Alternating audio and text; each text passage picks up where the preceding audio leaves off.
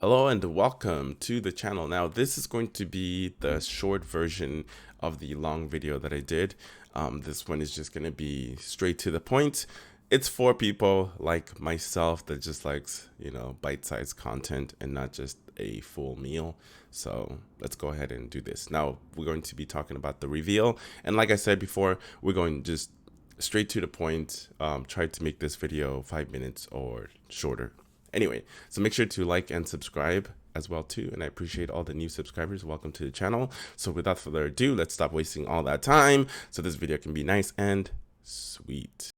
Okay, so here it is. Now if you've been following my channel, the SI has actually been, revealed technically a long time ago on that one video that I did that I got yeah, the likes to dislike ratio not so good, but anyway, I will be leaving the links up here if you want to go check out the long version of this video. So yeah, I went way more in depth, more comparisons, etc. Now the exterior of this vehicle, I really love the way that it looks. It feels more aggressive, a little bit lower to the ground, and the differences between this one and just the sedan is I feel like the hood is not like all the way drooped down, so I definitely like that look. The exterior, the rear, it seems like these are much darker on the when it comes to the taillights. You got the dual exhaust on each side, so say goodbye to the HDMI cables. Now, when it comes to the interior, I actually like the interior, except for I feel like there's just too much red going on, especially on this blazing orange. I think what they should have done is they should have just colored this whole part of the seat black with the red stitching.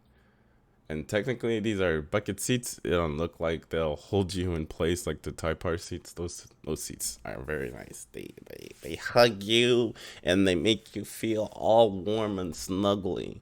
So when you're going on those turns, it's going to hold you right there so you won't fly out of the place. Anyways. Okay, so I think this is gonna be standard throughout their whole, like, pretty much on all their generations. So expect the Acura Integra to have the same configurations from what we saw. So it does have the auto stop on and off. I don't know why you would have that on. I would just disable this thing because it's going to ruin your vehicle in the long term, especially when you're starting and stopping.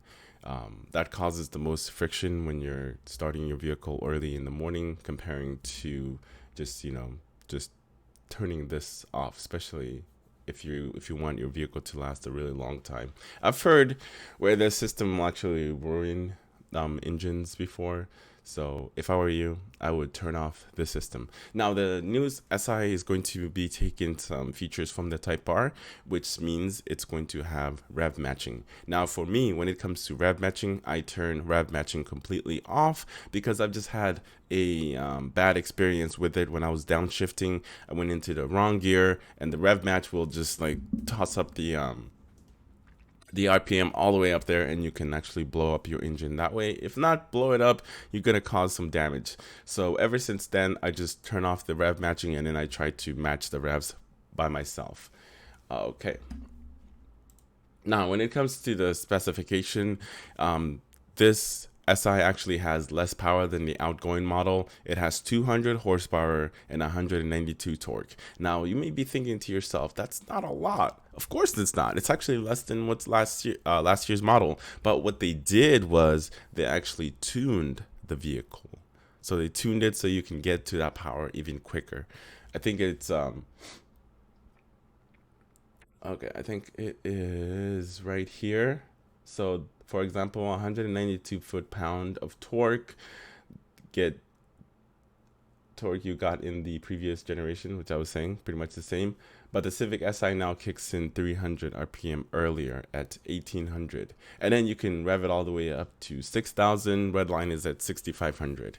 So I kind of miss those old days where you can rev Honda vehicles for days, but it seems like the American vehicles are the ones you can rev the shit out of, like the Corvettes, the Shelby GT350s, the Mustangs, etc. Those cars seems to have a lot more revs comparing to the Japanese market. or the Japanese vehicles, they don't have those, you know,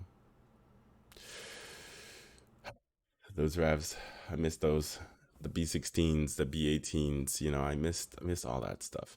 But anyway, this is the short version of the um the coverage. I tried to consolidate as much as I could within 5 to 6 minutes or 7 minutes or whatever how long this video is going to be. I'm just trying to cater to people that have, they can't, I don't know. It's me, for people like me, because I sometimes I do lose interest after so long. So I made it for myself, and it has, as standard, the SI features a 12-speaker Bose sound system with the subwoofer and Apple CarPlay, as well as Android Auto. I'm sure all that stuff is going to be, standard. Now, when it comes to the drive mode, we don't have a lot of information. I know there's going to be sport mode. Is it going to also have like comfort mode? I'm not too sure, but we will know more. So, yeah. So look out for more information. And then also another thing we want to know is the price. And I don't know what this button over here is, but we'll know more eventually. You got a couple of USBs in the front, and then pretty much you got your lane keeping assist and everything else, and your steering wheel as well as steering wheel controls.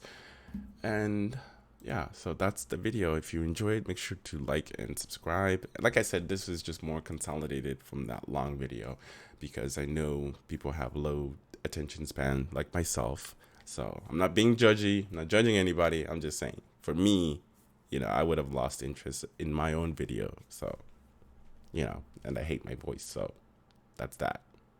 Okay, like and subscribe. I'm out.